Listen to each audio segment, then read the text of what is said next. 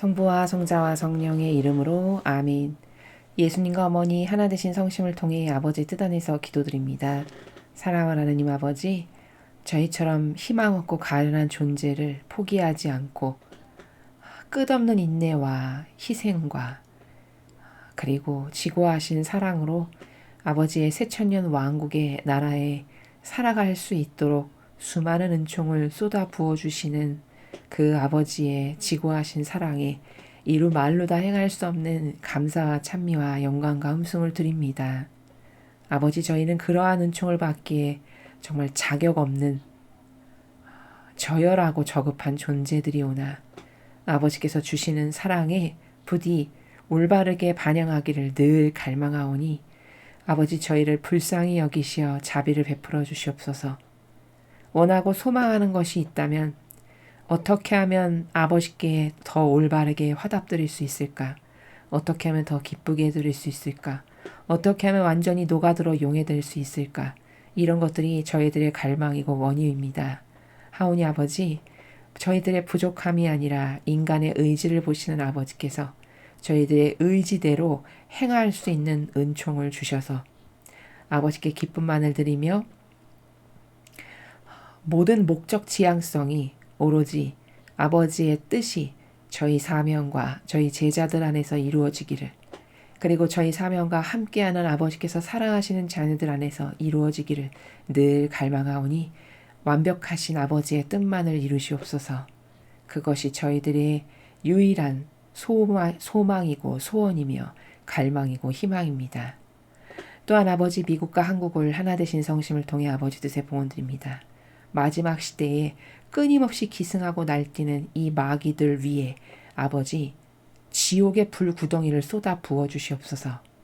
모두 불살라 태워 없애주셔서 이제 잔뿌레기 하나도 남기지 않으시고 모조리 태우셔서 다시는 그 마귀 세력이 태동조차 하지 못하게 멸망케 하여 주시옵소서. 그리하여 아버지께서 친히 다스리시는 새 예루살렘이 어서 빨리, 하루라도 더 빨리 도래할 수 있기를 저희가 열렬히 갈망하오니 아버지, 이제 오시어 완전히 차지하시고 지배하시며 정복하시고 다스려 주시옵소서. 또한 아버지께서 새로 허락하셔서 뽑으신 대통령과 장관들이 중동과 연관지어 많은 외화벌이를 하고 있고 많은 긍정적인 효과로 나라를 다시 올바른 궤도에 진입시키려고 많은 애를 쓰고 있습니다. 그들에게 더 많은 지혜와 슬기와 용맹함과 굳건함과 그리고 진리의 빛을 주시어 어떤 마귀와 싸워도 백전백승할 수 있는 그런 주님의 용사들이 되도록 축복하시어 그들을 통하여 아버지 이 나라를 새롭게 건국하시고 다스려 주시옵소서. 이 모든 기도 우리 주 예수 그리스도의 이름으로 기도드리나이다. 아멘. 성부와 성자와 성령의 이름으로 아멘.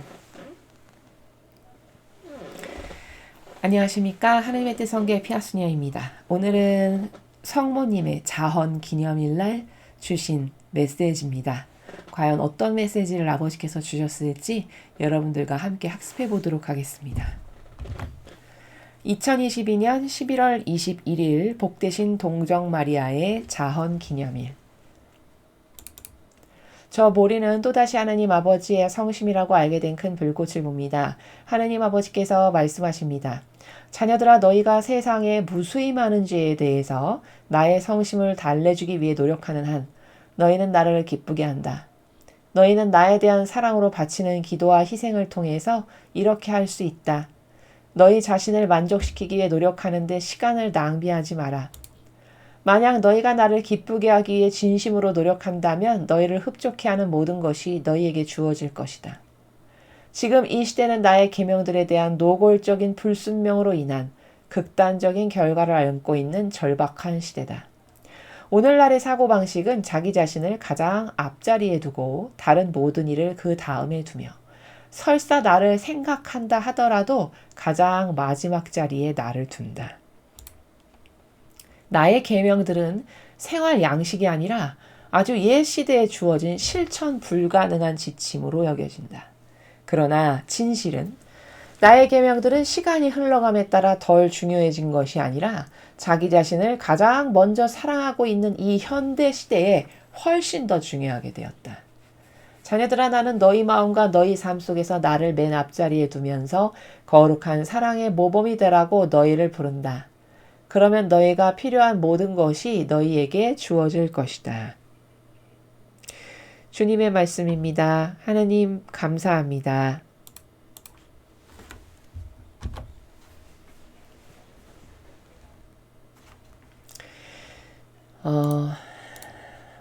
오늘 아버지께서 주신 말씀 첫 줄부터 하나하나 살펴보겠습니다. 자녀들아 너희가 세상에 무수히 많은 죄에 대해서 나의 성심을 달래주기 위해 노력하는 한 너희는 나를 기쁘게 한다. 이렇게 말씀하십니다.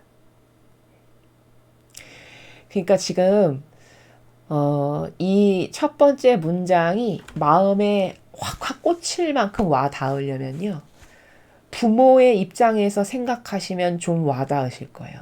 예를 들어 이런 겁니다. 지금 아버지의 처지가 어떠하시냐면은 예를 들어 자식이 12명이 있어요. 근데 12명 중에 11명이 다 속을 썩이는 거예요. 그러니까 뭐 속 썩이는 건 뭐 다양하죠. 뭐 아버지께 뭐 모욕 드리는 건 뭐 예산일이고 뭐 아버지 누군지 관심도 없고 뭐 옆집 아저씨한테 가서 뭐 우리 아빠라 그러고 거기를 더 좋아라 하고 뭐 기타 등등 이런 다양한 것으로 모욕을 드리고 아버지의 마음을 상심하고 낙담케 하는데 그 12명 중에 딱 한 명이 아버지를 진정한 마음에서 공경하고 온갖 정성을 다해 사랑으로 대하는 겁니다. 그러면 그 한 명 때문에 나머지 11명으로부터 받는 모욕을 겨우 아버지께서 그래 내가 너 때문에 위로받는다 라고 그나마 거기서 안위를 느끼시는 처지. 지금 아버지 마음이 그런 처지세요. 그래서 여기 지금 무수히 많은 죄에 대해서 이게 11명의 자녀가 아버지께 모욕과 역경을 드리는 상황을 이렇게 표현하신 거고 그런데 딱 한 명이 그 12명 중에 한 명만이 올바라서 그가 내 성심을 달래주려고 많은 노력을 해. 진정성으로 정성으로 정말 사랑해서 아버지를 공경하는 거를 아버지가 보셔. 그러면 내가 저 자식 하나한테서 위로를 받는구나 해서 그런 한 명 때문에 내가 걔한테서 위로받고 기쁘단다 하시는 그런 처지. 지금 하느님은 그런 처지세요. 그러면 제가 지금 이렇게 설명하면 일단 마음이 숙연해져야 돼요. 나는 그런 11명 중에 하나가 아닌가를 먼저 반성해야 되겠죠. 나는 그런 11명 중에 하나로서 역겨움이나 드리고 모욕이나 드리는 그런 존재는 아닐까 내 부모에게. 부모님이시잖아요. 그렇죠? 나를 만드신 창조주시니까 부모님이시란 말이죠. 그럼 여러분이 이것을 더 처절하게 가슴 깊이 절절하게 느껴보시려면요. 여러분의 자녀가 여러분에게 어떻게 했을 때 정말 서글프고 서운하고 섭섭해졌는지를 떠올려 보세요. 그럼 쉽게 와닿아요. 여러분 무시하고 깔볼 때 그것보다 더 서글프고 서운한 게 없죠. 그렇죠?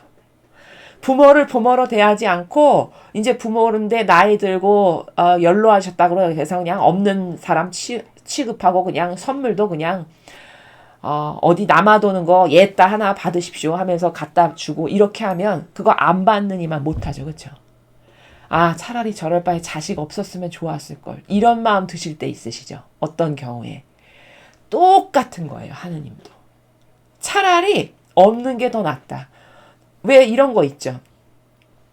자식이 있는데 그 자식이 나에게 모욕을 주면 그렇게 서운한데 차라리 없으면 그래 없으니까 없으니까 나는 그런 거 못 받는 게 그냥 당연하지. 이렇게 그냥 치부하고 넘어갈 수 있죠. 차라리 그 처지가 낫다라고 생각하면 얼마나 서글플까요? 생각해 보십시오. 서글프고 서운함 전부겠죠. 그렇죠? 마음이 그런 걸로. 지금 하느님 아버지가 딱 그러신 거예요. 여러분 생각해 보십시오. 교회가 이렇게 많은데. 그렇죠? 게다가 통계에 의하면요. 유럽은 뭐 거의 가톨릭이 망했다라고 봐야죠. 지금은 자칫 잘못하면 유럽에서는요. 저처럼 수도자가 지나가잖아요. 그럼 돌 던져서 맞을 수도 있어요. 지금 유럽에서는 그 정도로 추락했습니다. 그러면 이 대한민국의 성소가 유럽의 몇 개의 대륙을 합한 것보다도 많다라고 하거든요. 통계적으로 발표한 거에 보면.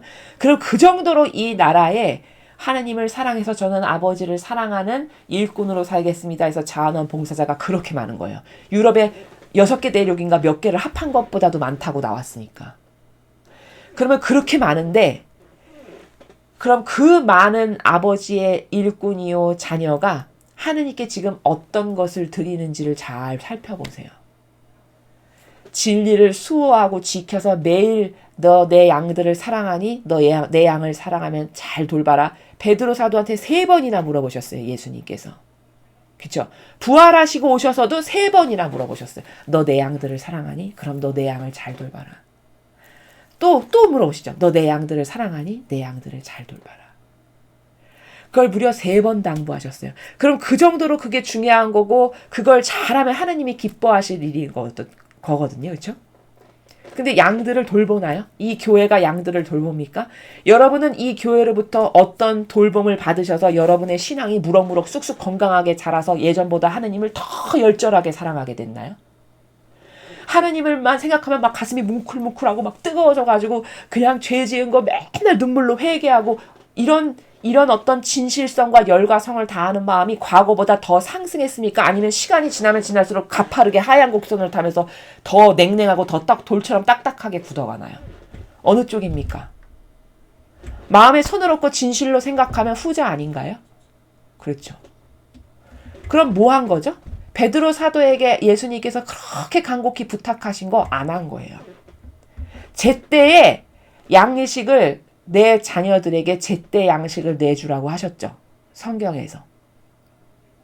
그 양식을 먹어야 영혼이 죽지 않고 사니까. 그렇죠? 그럼 지금 제때 양식을 내주는 아버지의 교회가 어디 있나요? 제때 양식을 내준다는 게 무슨 말이냐면은 그 시대마다 필요한 말씀이 있으셔가지고 내 자녀들을 이 진리로 깨닫게 하고 깨우쳐서 그것에 올바르게 반영을 해서 내가 건지고 살리고 이렇게 하시는 게 아버지의 목표셨어요. 그래서 뭐 호세야, 엘리야, 엘리사 그때마다 그 아버지의 충직한 도구들을 통해서 그들을 통해서 말씀을 백성에게 주셨죠. 그 양식을 그 시대마다 전하라는 거거든요. 그러면 지금 이 메시지가 이 시대에 주시는 제때 양식이에요. 그것도 친히 주시는 말씀이죠. 어떤 누구를 거쳐서가 아니라 직접 말씀하시잖아요. 그럼 얼마나 중요합니까? 그 예언자를 통해서 주시는 말씀도 제때 양식을 주라고 당부하셨을 만큼이면 이건 직접 주시는 거잖아요. 그럼 얼마나 중요하냐고요. 이 메시지가. 근데 어느 교회가 이 메시지가 중요하니까 지금 제때 양식을 내주는 교회가 돼야 되니까 이걸 열과 성을 다해서 전하고 가르치나요? 그런 교회 보셨습니까? 오히려 박해하고 찍어 누르고 핍박하고 이단이니 가짜니 이렇게 이야기하죠. 그렇죠? 무엇에 근거해서 가짜라고 그렇게 용감하게 말하는지 모르겠어요. 사실은요. 진실을 말하자면요. 도대체 무엇에 근거하여 당신은 이 메시지를 가짜라고 그렇게 용감하게 주장하십니까? 이것 좀 여러분이 한번 물어보세요. 그럼 이렇게 말할 거예요. 볼 것도 없이 자기네가 만든 제도 전통 교도권에 근거해서 인준 못 받았으니까. 그럼 역으로 이렇게 물어보시면 돼요. 당신들이 만든 제도와 전통은 예수님의 모범이나 정신이나 가르침하고는 완전히 다르던데 우리가 왜 그거를 따라야 됩니까? 이렇게 역으로 물어보시면 돼요.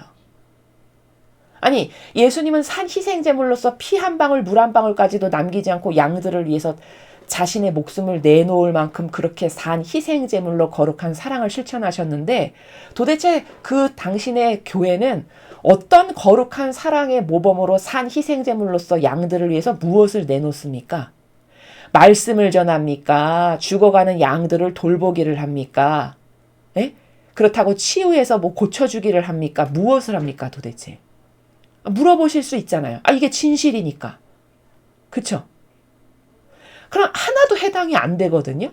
근데 왜 그러면 예수님의 모범하고 다른데 왜 인간이 조작하여 만든 제도와 전통을 우리가 따라야 됩니까? 이렇게 반박을 좀 해야죠.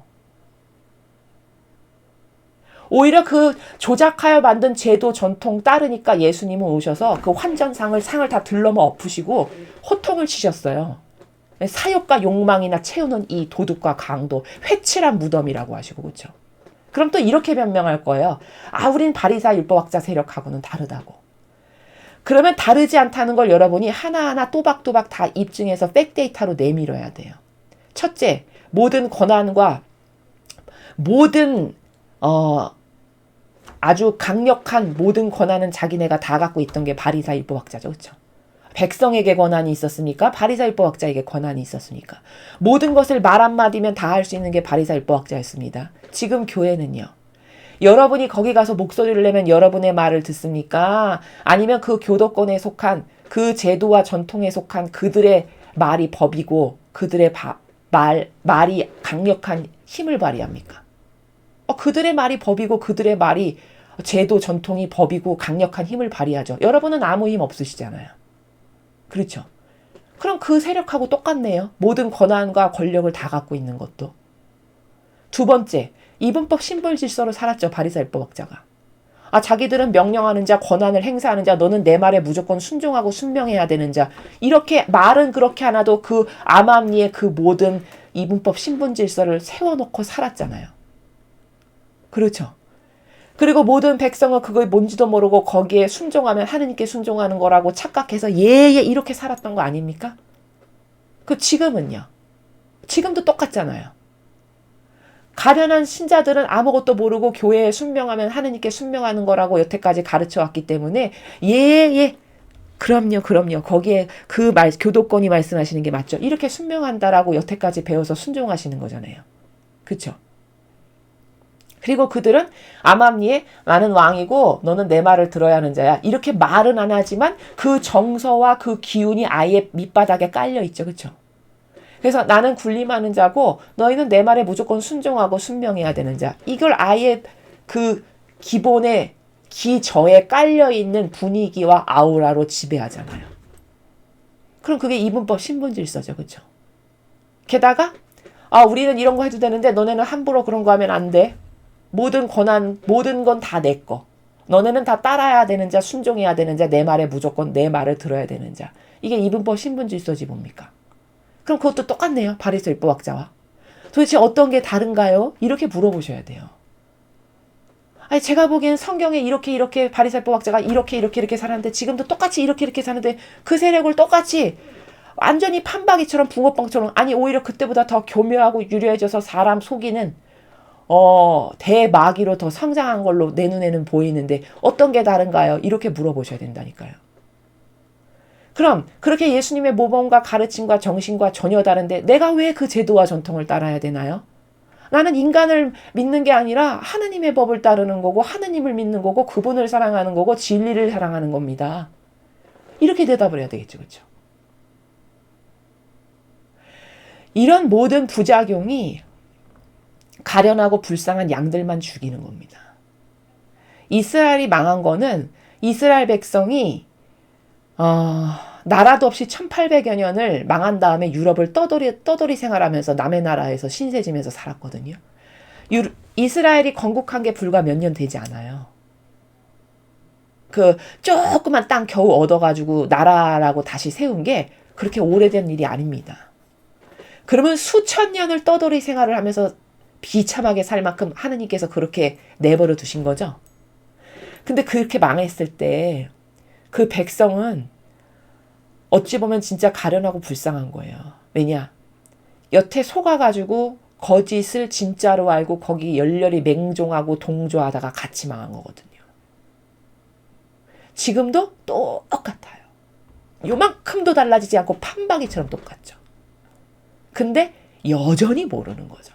그때 이스라엘 백성이 모르고 거기다가 맹종하고 동조하다가 망한 거랑 똑같이 가고 있는데도 전혀 안 보이는 거죠. 그게. 그 정도로 맹독성이라는 거는요. 여러분 얼마나 무서운 거냐면요. 제가 누누이 말씀드리지만 비소를 죽지 않을 만큼 아주 마이크로 나노 단위만처럼 매일 먹이죠. 그러면 자기가 죽는지도 모르고 서서히 죽는 게 비소를 먹이는 겁니다. 마귀는 그런 식으로 역사하지 무슨 인간이 생각하는 것처럼 막 이렇게 무시무시하게 생겨가지고 와가지고 나를 죽일 것 같은 절대 그런 식으로 마귀는 역사하지 않아요. IQ가 한 자리가 아닌 다음에야. 인간도 그런 마귀는 얼마나 잘 보겠습니까? 누가 그런 마귀에 속겠습니까? 그렇죠. 그러니까 성경에서 말씀하시잖아요. 양의 탈을 쓰고. 그게 무슨 뜻이에요? 양의 탈을 쓰고가. 착해 보인다는 거죠. 아주 주님의 청직한 일꾼으로 보인다는 거죠. 그래야 속일 수 있으니까. 그래야 접근하기가 쉬우니까. 그렇죠. 이런 것에 다 마약 중독되듯이 중독돼가지고 도저히 분별과 올바른 것을 내가 이렇게 취사 선택을 해서 하나 되기가 어려운, 지금은 딱 그런 시대입니다. 아버지는 그런 것들로 여기 마음에 상처가 가득하세요. 그런 마귀가 돼서 마귀 도구로 해서 내 자녀를 속여서 내 양들까지도 다 끌고 가서 온통 우르르르 지옥으로 끌고 가게 하는 그 고통, 그게 아버지가 무수히 많은 죄에 대해서 겪으시는 고통이라고 말씀하시는 게 바로 그런 거예요. 이해되십니까? 얼마나 여기가 쓰라리시겠어요.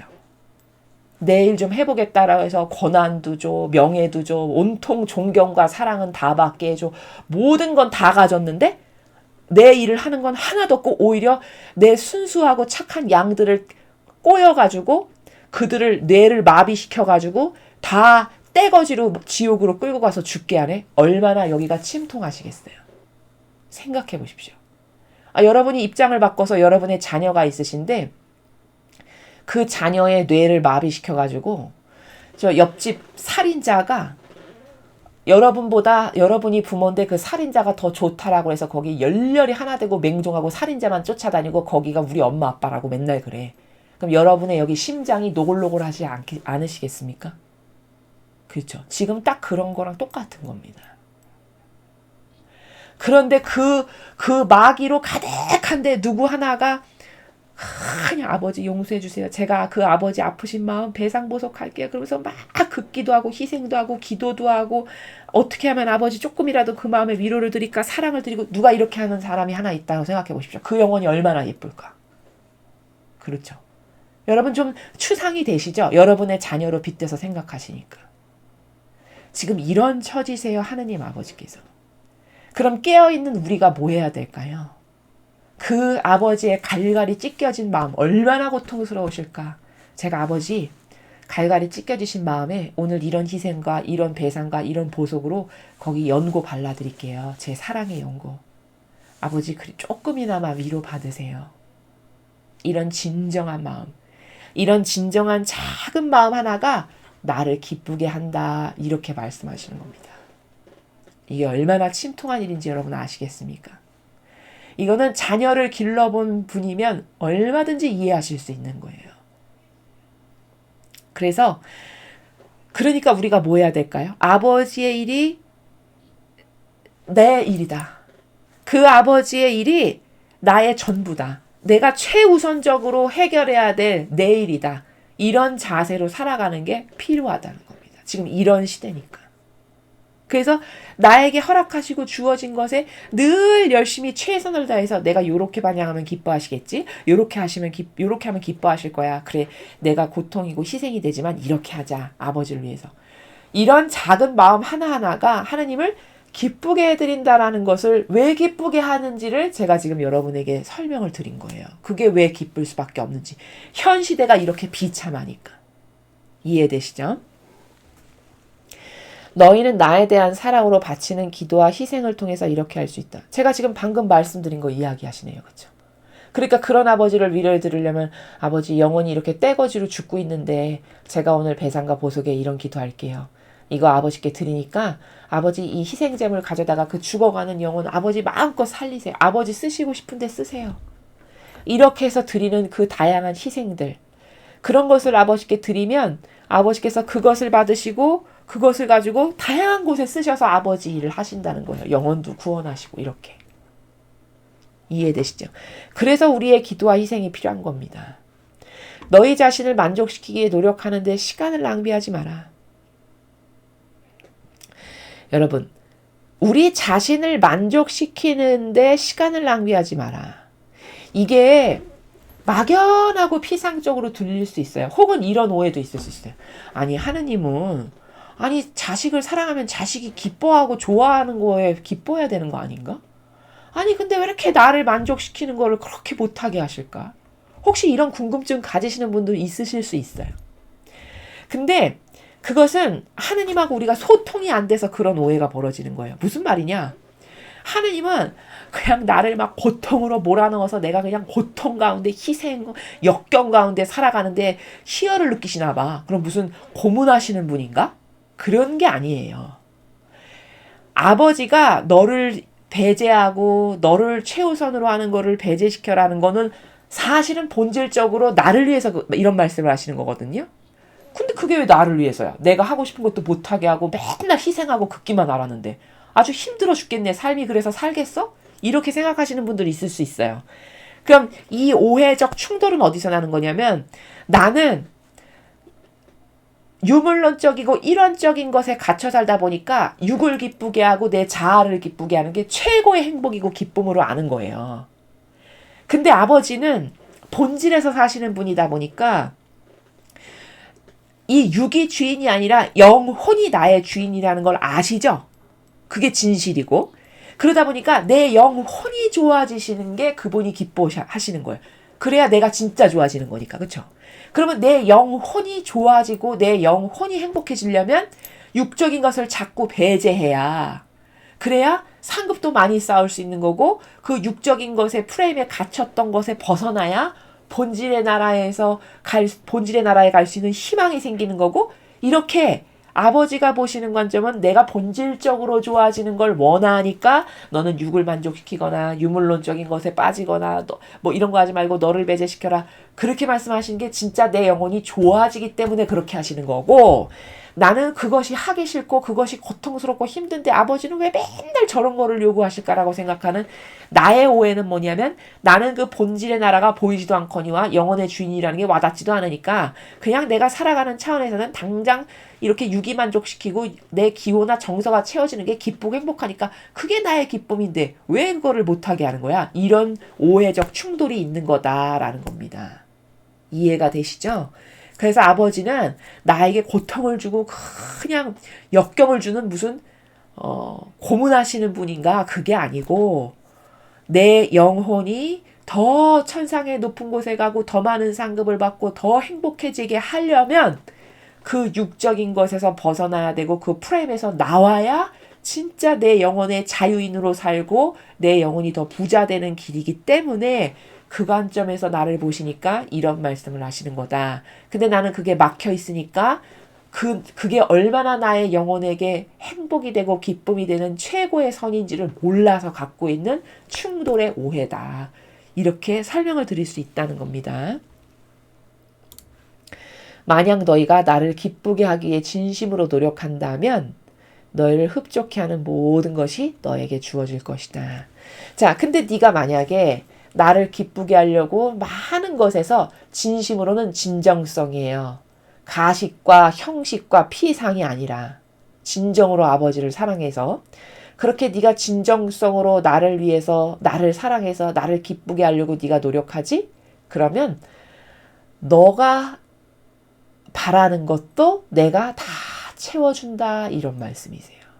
너를 흡족해 하는 모든 것이 너에게 주어질 거다. 이 천상의 책을 보면은 이게 같은 나라인데 루이사 피카레타가 그런 고백을 해요. 어떤 부분이냐면은 그분이 육적으로 봤을 때는 불구자인 거잖아요. 육이 한계성이 있으신. 그리고 이제 정신세계에서 예수님을 만나면서 아버지의 뜻을 전해주시는 그 사명에 뽑힌 분이잖아요. 근데 그분이 이제 어느 날 예수님과의 만남과 이 담화 내용을 맨날 기록을 하시잖아요. 근데 어느 날 그런 문구를 쓰신 게 부분이 나와요. 내가 예수님을 사랑해서 이렇게 많은 제가 고통을 달게 받겠습니다. 고통을 주세요 해서 고통을 많이 받으시잖아요. 근데 그렇게 해서 예수님의 고통을 덜어드리고 이렇게 하죠? 근데 마음 한켠에 내가 요거는 요렇게 됐으면 좋겠다라고 바라는 게 있었잖아요. 그러면 그 자기가 그냥 말씀도 드리지 않고 마음 안에서 이건 이랬으면 좋겠다라고 바라는 그 작은 것까지도 다 이루어지더라라는 겁니다. 뭐 사람을 통해서 그거를 받게 하시건 뭐를 통해서 받게 하시건 어쨌든 하느님께서 다양한 도구를 통해서 그 영혼이 갈급하게 생각하고 필요로 하시는 거를 꼭 주시더라는 그런 고백이 있어요. 그게 지금 여기 아버지께서 너가 나를 그렇게 사랑해서 진정성으로 기쁘게 하려고 노력하지? 그럼 내가 너의 필요를 다 채워준다. 이런 말씀이 지금 제가 여러분에게 설명드리는 것과 똑같은 나라라는 거죠. 이해되시죠? 지금 이 시대는 나의 계명들에 대한 노골적인 불순명으로 인한 극단적인 결과를 안고 있는 절박한 시대다. 그렇죠? 여러분 요즘 누가 계명을 지키고 삽니까? 여러분 신앙인도요. 당신 계명 지키고 사십니까? 이렇게 물어보면 아마 이렇게 쳐다볼 겁니다. 그쵸? 뭐야? 이러면서. 안 그럴까요? 요즘은 그럴 거예요. 노골적인 불순명이라고 표현하실 만큼이에요. 지금 시대가 어느 정도로 악하냐면. 그런 절박한 시대예요. 그러니까 그냥 하느님하고는 그냥 피상의 하느님. 여기다 가둬놓고 한쪽 구석에다가 가둬놓고 몰아놓고 내 자유 의지대로 그냥 만족하고 행복하고 기쁘게 살면 되는 이런 시대죠. 그렇죠? 신앙인조차도 그렇습니다. 실제로. 그러니까 절박한 시대라고 말씀하시는 거예요. 오늘날의 사고방식은 자기 자신을 가장 앞자리에 두고 다른 모든 일을 그 다음에 두며 설사 나를 생각한다 하더라도 가장 마지막 자리에 나를 둔다. 너무 정확한 말씀이죠. 너무 정확한. 그러니까 이게 세상 사람이 이렇다면은 이해를 하겠어요. 하나님 모르고 그냥 자아밖에는 모르는 한계성이니까 어쩔 수 없지. 이렇게 이해를 하겠어요. 차라리. 근데 교회가 이렇게 살죠. 심지어 자원한 봉사자가. 어떻게 이렇게 사냐고요? 제단 위에 올라와서 강론을 하는 사제조차도 매일 하느님을 전해야 되거든요. 하느님을 첫 번째 자리에 두고. 근데 뭐 전하죠? 만담. 그쵸? 신문에 나오는 이상한 거 가져다가 읽어다 주거나 혹은 자기네끼리 돌아다니는 인터넷상에 무슨 글을 읽거나 혹은 자기 유학 시절, 신학생 시절에 뭐 체험 뭐 이런 거 얘기하거나 혹은 위대한 철학가, 무슨 스님 이상한 거 끌어와서 유식한 채 하면서 형이상학적인 거 이야기하거나 혹은 정치 얘기하거나 다 이런 겁니다. 그렇죠?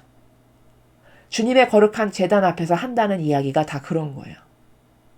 심지어 저는 그때가 소해해였는데 1월 1일 성모승천 대축일인데 제단 위에 올라가서 기껏 사제가 강론한다는 내용이 올해는 소해해니까 소를 닮아야 된다는 거예요. 소는 하나도 남기지 않고 그냥 인간에게 다 모조리 주니까 아주 소를 닮아서 올해 열심히 그렇게 살라고 이렇게 강론하는 사제도 봤어요. 이게 될 말입니까?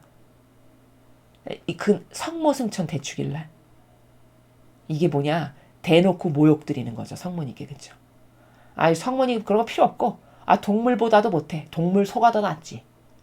소는 인간에게 뭐도 주고 뭣도 주고 다 주니까 그냥 하나도 남김없이 다 줘. 그러니까 이런 소를 닮아서 우리도 부지런히 열심히 살아야 된다고. 이렇게 말하는 걸 저는 봤습니다. 이게 대놓고 모욕을 드리는 행위가 바로 이런 거예요. 이게 뭘까? 그리고 맨 끝에 할 말 없으니까 하느님 한번 띡 끌어올려가지고 하느님은 우리를 뭐 이렇게 사랑하신다고. 그렇게 끝맺어요. 그럼 이게 뭘까요? 가장 마지막 자리에 나를 둔다. 안개꽃처럼. 장미꽃은 온갖 자기 얘기, 뭐 자기 썰, 자기 자랑. 그렇게 해서 자기를 드높이는 데 쓰고 하느님은 안개꽃으로 아무 말도 안 하면 이상하니까 맨 끝에 하느님 한번 띡 끌어다가 쓰는 이런 걸 누가 하냐. 이게 자원한 봉사자가 교회의 거룩한 제단 앞에서 한다니까요. 그렇죠? 그럼 이건 뭐냐면요. 대놓고 모욕을 드리는 행위예요. 하느님 필요 없어. 동물만도 못해 하느님이. 소만도 못해. 이런 거죠. 그렇죠? 이게 뭘까? 이게 뭐냐면요. 자녀로 치면요. 차라리 자식 없는 게 나은 거예요. 이런 케이스가 바로. 차라리 자식이 없으면 내가 저런 모욕은 안 당할 텐데. 아버지가 이렇게 생각하십니다. 이게 역겨움과 모욕을 드리는 행위예요. 이거를 교회에 자원한 봉사자가 대놓고 하는 겁니다. 그 많은 신자가 참석한 그 11시 미사에서. 뭔지도 모르고 신자들은 가만히 듣고 계세요. 모욕을 드리는 행위인지도 모르고. 이게 되겠습니까? 이렇게 해서. 그렇죠. 지금 아버지가 말씀하시잖아요. 오늘날의 사고방식이라는 거는 맨날 자기가 1등, 자기가 맨 앞자리, 자기 얘기, 자기 썰 해서 자기를 드높여. 그렇게 하고 그 다음에 조금 너그러우면 그 다음 좀 다른 사람 좀 살피고 그 다음에 아주 인심 쓰는 것처럼 제일 꼴찌에다가 하느님 갖다 두는 안개꽃처럼. 이게 교묘한 막이죠. 차라리 하느님 아예 얘기 안 하는 게 낫겠어요. 끄트머리에 아무것도 안 하면 이상하니까 하느님은 오늘 이런 거 말씀하셨어요. 이렇게 해서 끼워다 붙이는. 이게 얼마나 역겨운 행위입니까? 그렇죠? 이런 게 바로 예수님께서 환정상 들러머 엎은 것과 똑같은 반감을 사는 행위예요. 이해되시죠? 이렇게 하면 이건 저주받는 사고방식이다. 이거는. 차라리 너는 나를 몰랐던 게 낫다 해당하는 게 바로 그런 케이스입니다. 차라리 몰랐으면 지옥은 안 가겠죠. 여러분 가룟 유다가 12명의 제자 중에 뽑히지 않았으면 자살은 안 했겠죠. 그런 아무리 하느님께 잘못을 했어도 그렇죠. 그래서 자살해서 지옥 가는 일은 안 했겠죠. 그러니까 차라리 몰랐던 게 낫다에 해당하는 게 그런 케이스예요. 지금 제가 말씀드린 것도 똑같은 겁니다. 나의 계명들은 생활 양식이 아니라 아주 옛 시대에 주어진 실천 불가능한 지침으로 여겨진다. 그러니까 이런 거죠. 아유, 그렇게 자기 배제하고 그렇게 어떻게 살아? 요즘 시대에 누가 그렇게 살아?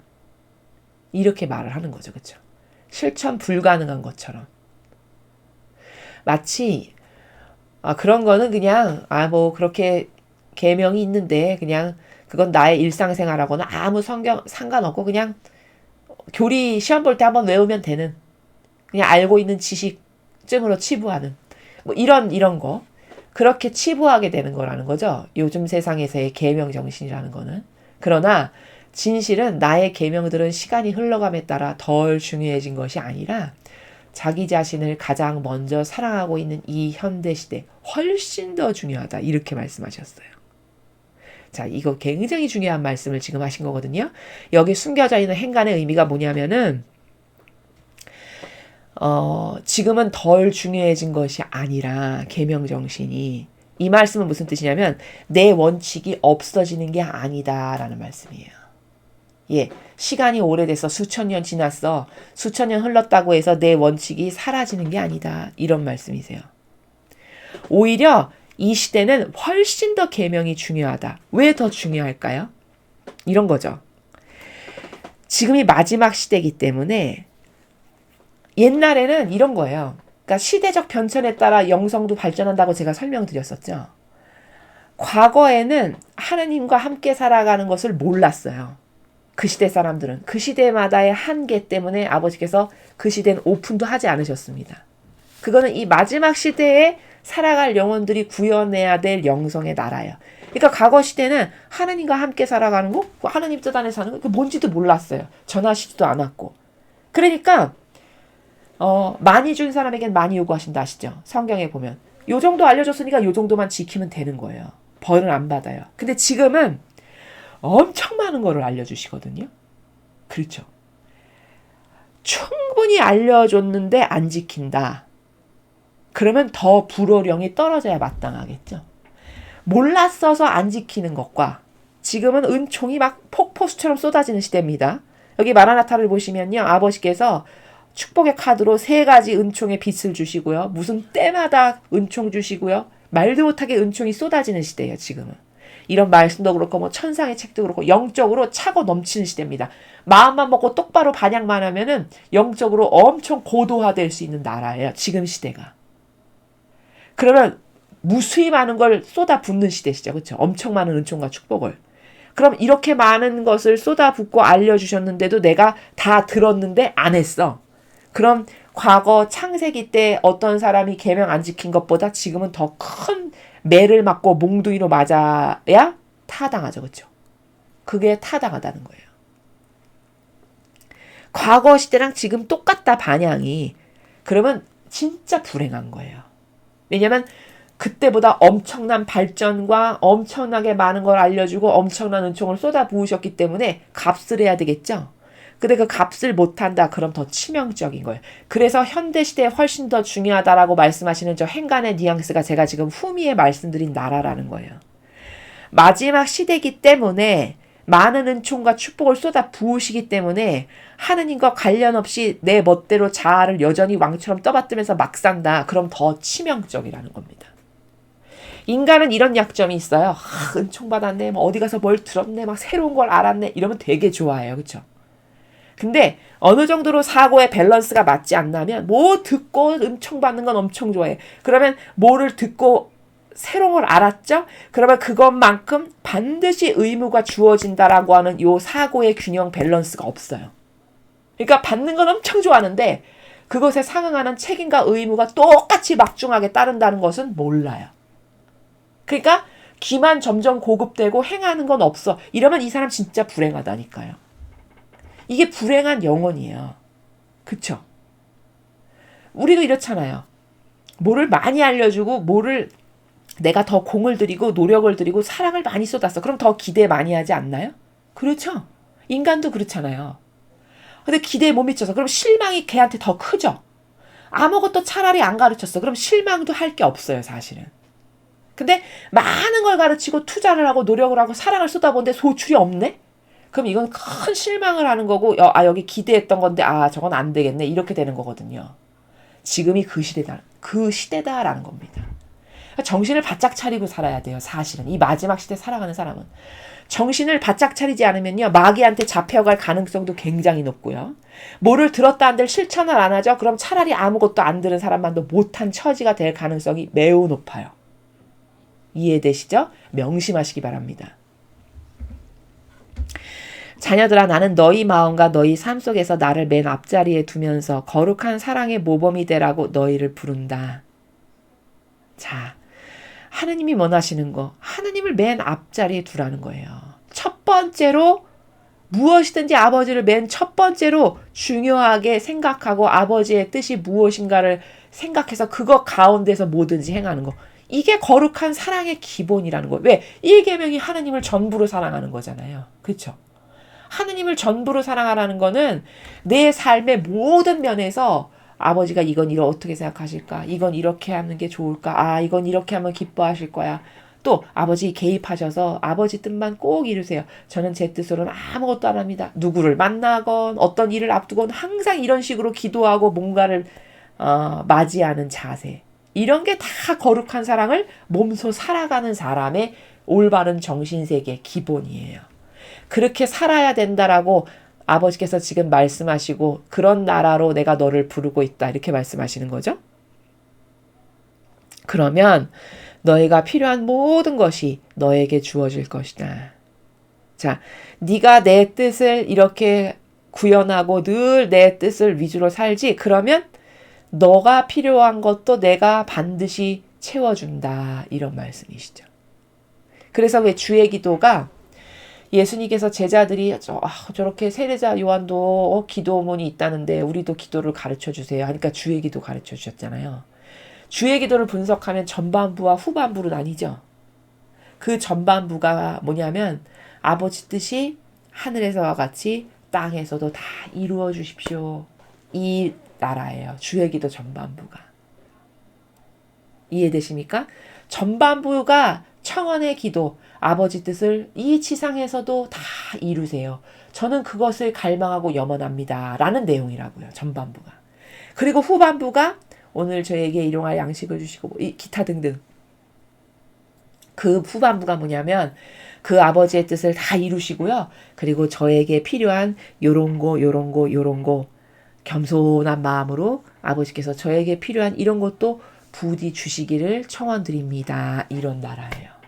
그러니까 기도를 똑바로 할 줄 아는 사람은 아버지 뜻을 이루십시오 라고 청원을 한 다음에 그러나 저의 이런 이런 작은 소망들이 있으니 이게 아버지 뜻에 반하는 것이 아니시면 부디 너그러이 살펴주셔서 제 소망을 좀 들어주세요. 이렇게 기도를 하라고 예수님이 가르쳐 주시는 거라는 겁니다. 그 큰 원리가. 근데 사람은 어떻게 기도하나요? 대뜸 이렇게 기도하죠. 아버지 저 뭐 필요하고 이런 거 이뤄주시고 이렇게 기도하잖아요. 그럼 이거는 기도의 기본 정신 자세도 모르고 기도를 하는 거죠. 그렇죠? 다 가르쳐 주셨는데 기도의 원리를 안 가르쳐 주다 보니 그냥 다짜고짜 내 거부터 저 이런 거 필요하고 이거 이렇게 하는 거죠. 그렇죠? 우리가 왜 어른에게 하다못해 인사를 할 때도 먼저 살피죠. 어른의 심기나 어른이 어디 불편하신 데가 없나. 하다못해 부족한 인간에게도 할머니나 할아버지께 인사를 갈 때도 어디 부족한 거 없으신가, 아프신데 편찮으신 데는 없으신가, 괜찮으세요 할머니, 건강하세요, 뭐 이렇게 하잖아요, 인사를 할 때. 그렇게 하는 게 정상인 거죠. 그렇죠? 마찬가지로 하느님 아버지 뜻이 하늘에서 다 이렇게 이루어졌는데 이 땅에서도 굳이 아버지 뜻을 다 이루세요. 이렇게 하고 그 다음에 저의 필요가 요런 게 있는데 부디 너그러우신 마음으로 아버지 뜻에 반하는 게 아니면 아버지 뜻 안에서 이루어 주십시오. 이렇게 청원을 드리라는 거죠. 기도는 이렇게 하셔야 되는 겁니다. 메커니즘이 그런 거예요. 그 에스텔도 보면은 왕비 에스텔 아시죠? 에스텔의 기도도 이렇게 분석을 하면은 거기 원리가 나오는데 에스텔이 전반부에 하느님을 찬미하잖아요. 저는 조상들로부터 하느님에 대해서 이렇게 배웠는데 아버지는 이런 분이시고 하느님은 위대하신 이런 분이시고 못하시는 게 없으신 분이시고 쭉 하느님을 찬미하죠. 그분의 권리를 인정해 드리는 거예요. 전반부에. 그리고 후반부에 에스텔이 이야기하잖아요. 근데 저의 이런 동포가 이렇게 죽게 생겼습니다. 근데 아버지 저는 한 번도 이런 이국 땅에 와서 왕비가 되는 걸 바란 적이 없고 그들과 타협한 적이 없고 육적으로 뭐 이런 거를 좋아하지도 않았고 이 왕비의 왕관을 좋아한 적도 없고 이렇게 자신이 하느님을 얼마나 사랑하고 실제적으로 존중해드렸고 얼마나 진실성에서 사랑을 했는지를 말씀드리면서 하오니 저희 민족에게 자비를 베풀어 주십시오. 이렇게 맨 마지막에 이야기하죠. 그렇죠? 자신의 소망을. 이게 신적인 질서를 아는 사람이 바치는 기도는 이런 어떤 질서가 있고 체계가 있고 메커니즘이 있다는 겁니다. 세상도 예의범절인 사람이 다짜고짜 내 거부터 가서 말 안 하듯이. 이해되시죠? 그래서 그렇게 여러분이 어떤 청원을 드리는 게 있으실 때는 그런 기도의 메커니즘을 알고 청원 기도를 해야 그래야 하느님께서 받으실 수가 있잖아요. 그렇죠? 질서에서 한참 벗어났는데 그것을 받으실 수가 없잖아요. 그래서 참고로 여러분이 참고하시라고 기도하실 때 이런 질서 가운데 해야 되는 게 성경에 나오는 원리다라고 설명을 드린 겁니다. 그래서 오늘 이 메시지는 하느님을 온 인류가 하느님의 일꾼마저도 맨 첫 번째 자리에 놓지 않는 이 통탄할 시대에 깨어있는 소수의 아버지께 속한 자녀들만이라도 하느님을 첫 번째 자리에 항상 그분의 권리를 존중해드리고 아버지를 진정성으로 사랑하여 이 갈기각이 찢어진 성심을 위로해드리는 그런 우리의 올바른 하느님을 사랑하는 반향과 마음의 진정성이 참 중요하다. 아버지는 그런 작은 것에서 위로를 받으신다라고 말씀을 하신 거고요. 그래서 깨어있는 우리가 그런 하느님 아버지의 마음에 위로를 드리고 사랑을 드리는 올바른 반향을 하는 그런 자녀들이 되어야 하겠습니다. 이상으로 2022년 11월 21일 복되신 동정 마리아의 자헌 기념일 메시지 해설을 마치겠습니다. 감사합니다.